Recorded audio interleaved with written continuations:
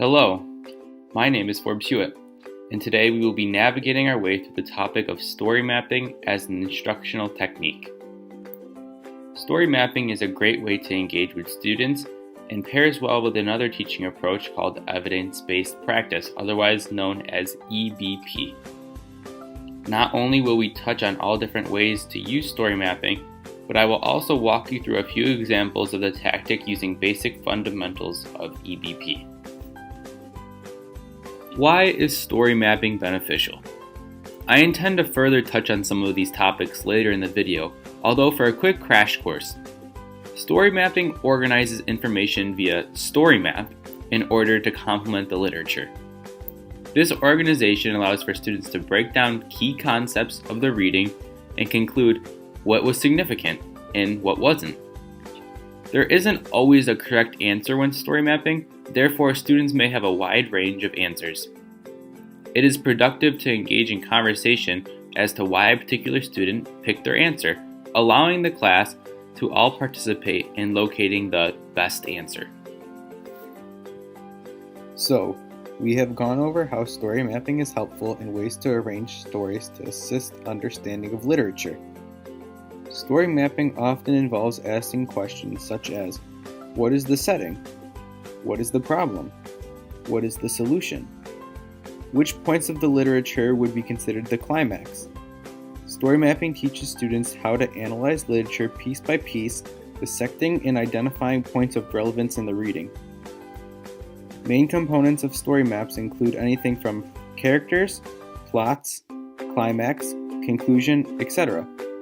Finding the appropriate story maps to match your lesson in reading is important to ensure the map flows well and leads the class in the correct direction when discussing. When searching for appropriate maps, use keywords such as story map and template. If used correctly, story mapping has the potential to organize scattered thoughts and is a great tool for students to organize confusion throughout the literature. In the following slides, I will discuss how to properly and successfully implement story mapping into your classroom in a wide range of scenarios. This organization ultimately allows for students to break down key concepts and bin portions of the literature into categories on the map. This process is best conducted when students partake in conversation where they debate and come to the best fit answer for the story map. Now let's dive into some specific routines of story mapping. This first method to story mapping is centered around independent reading. During this method, it is most effective for students to complete their reading prior to viewing the story map. Then after finishing the literature, making an attempt to fill out the map. This method is a great way to build comprehension with the student one-on-one, although in my opinion, doesn't take advantage of one of the most crucial aspects of story mapping, the discussion process. The second way to use story mapping does just the opposite. When in settings with a small group of readers, it is most effective to have them complete the story map throughout the duration of the reading. This method allows for students to converse about the literature as they read and allows for them to practice important skills such as comprehension and making predictions of what is next to come. The third way to use story mapping is probably the most common of the approaches and was how my grade school teachers always chose to use the strategy when teaching. This version involves you, the teacher, reading the literature to the entire class and then completing the concept map following finishing the reading. By doing so, the class can brainstorm together and participate in a productive conversation on what they took away from the reading. To respect the time limit of the project, please feel free to pause the video at this point and read the slides on EBP. After reading, the concept should be easily understood through my lesson.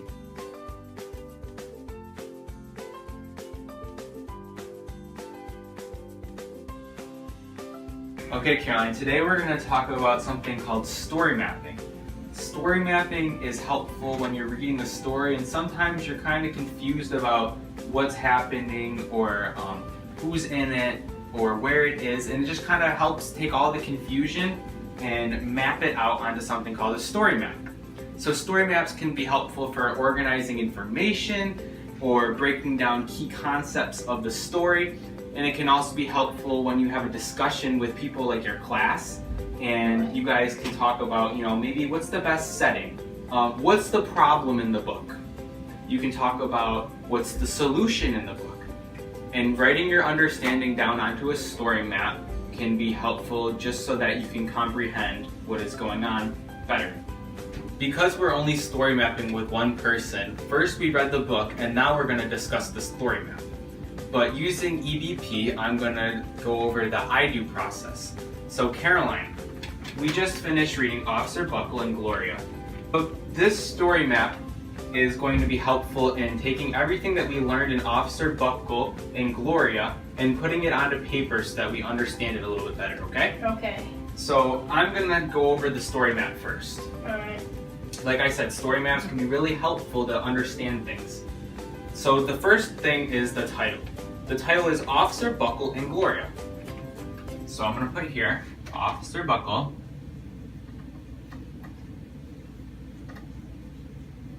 and Gloria.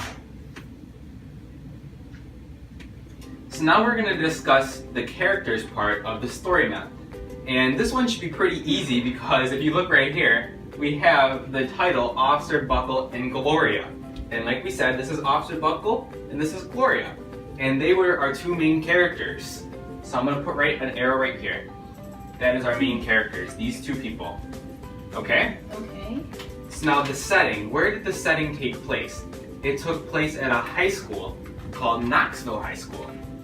So I'm going to put down Knoxville High School. Okay?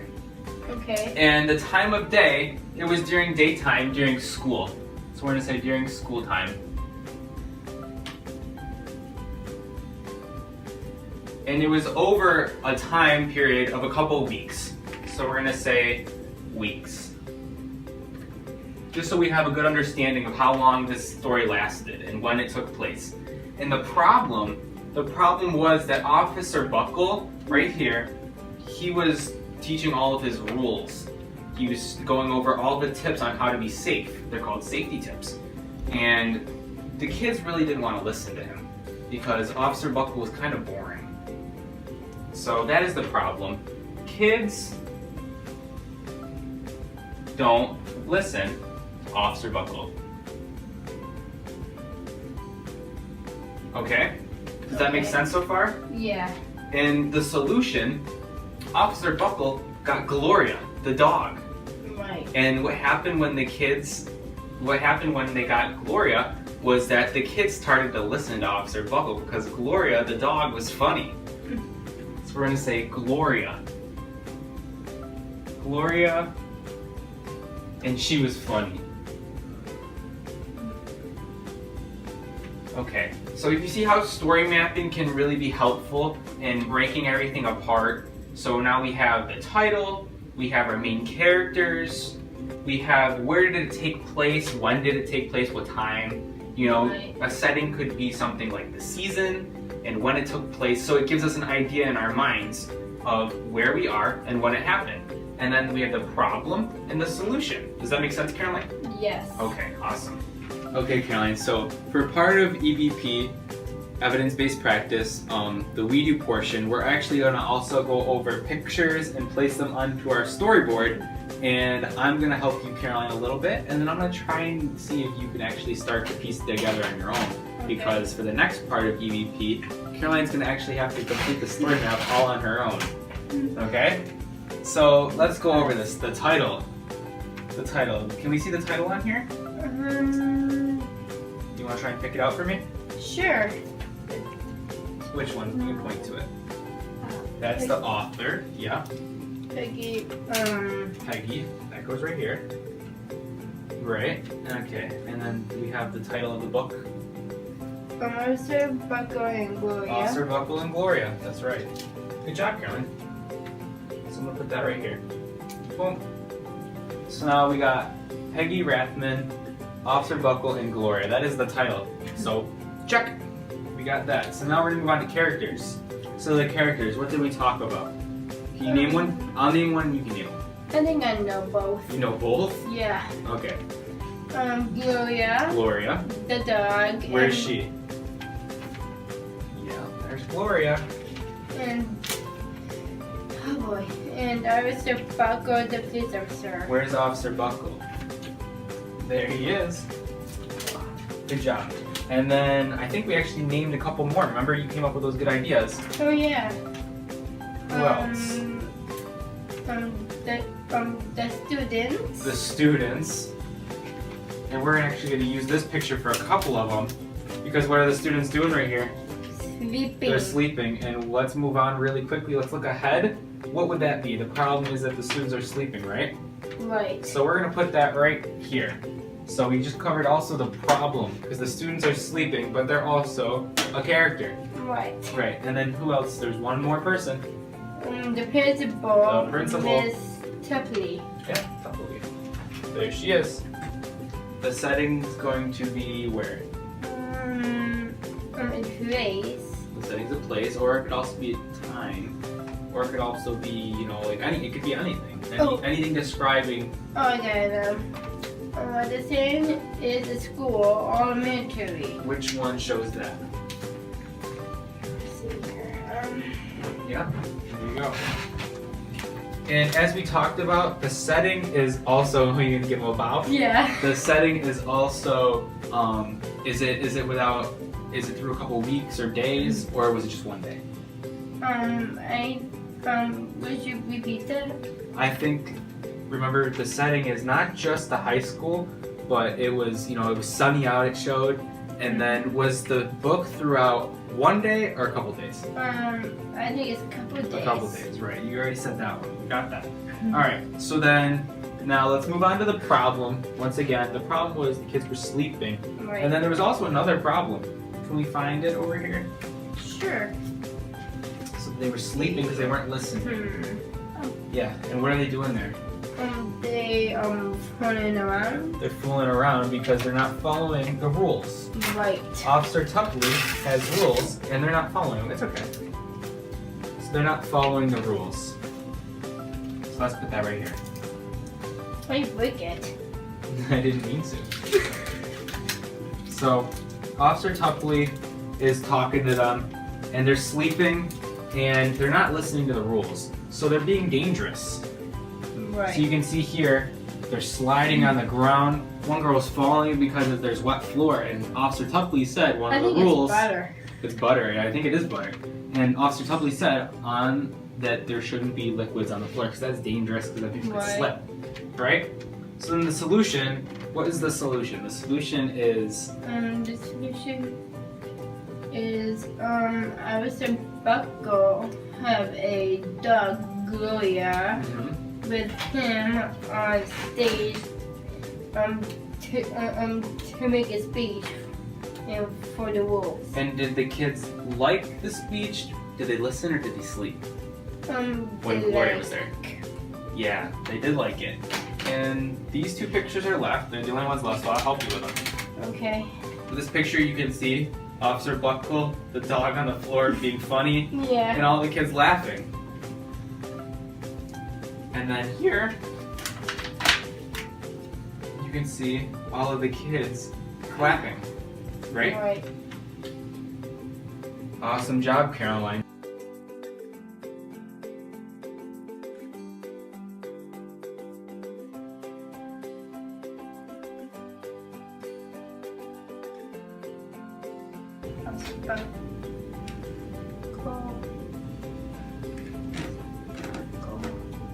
John, do you have any questions going on right now? I do. What's your question? My question is, where is our elementary school? The elementary school? Let's try and see if we can look through it. Here's the school, and I think if you look through this passage, you should be able to find the name of the school. And then also, like I said, remember, settings can be a place, they can be a time, they can be season, they can be anything. So make sure that you try and elaborate. Okay, Caroline, so for this last part, let's talk about what your answers were, and then we'll compare them to what I got and see, maybe did we have similar answers, or did one of us forget something? And this discussion process helps us to understand the story and really remember it. The characters, who did you say? I say Elsa, Paco, Gloria, and Miss Tiffany, and the students. And the students, that's right. I also said all 4 of those, and I think that is 100% for that. Now the setting, what did you say? It's a school elementary. The elementary school, that's right. Okay, and then I also said a couple other things. I said that it was sunny out.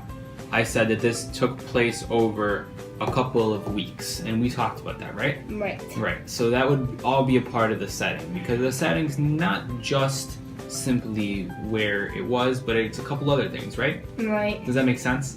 Yeah. Yes, awesome. And then the problem, what did you say? The students won't listen to Officer Buckle to make a speech. They wouldn't listen to Officer Buckle, right? And that's because they weren't listening. They were sleeping during the presentations, and that wasn't good. So it wasn't safe for the school. Okay, Caroline. So what would you say the solution was? Officer Buckle had a funny dog, Gloria. Yeah, he had a funny dog, Gloria, and Gloria helped the kids listen better, or it made the kids fall asleep. Which one? I think it's better. Yeah, better. That's right. And because they listened to the rules, did the school get safe, or did it get worse? I think safe. It did get safer. So Right. now do you understand story mapping a little bit better? Story mapping really takes, something that could be really hard, like a book sometimes. Sometimes we read stuff and we don't understand all of it, right? Does that ever Right. happen to you?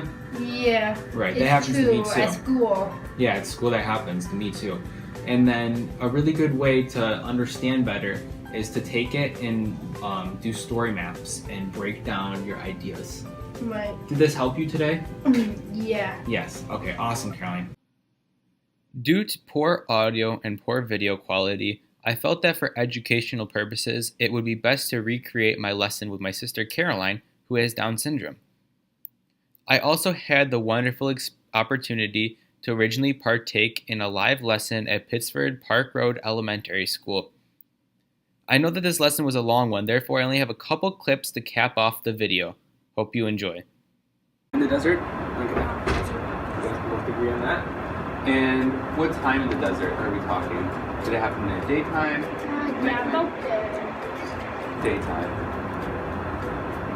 And if you could guess what season it would be? I mean, it's kind of hard because it's the desert, but the desert's normally hot. So I will show you. Maybe we'll say summer.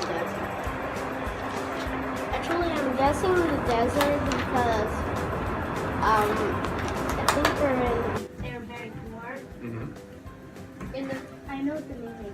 What's the main idea? The main idea was basically the potato famine, and then people immigrating. Mm-hmm. Okay. The potatoes got black, and they can Yeah. eat them. Okay. What is that? So, I mean, I think that part of this book, the main idea definitely branches into the problem and the conflict. They're both very similar and overlap, I would say. But yeah, you guys all had some very good answers.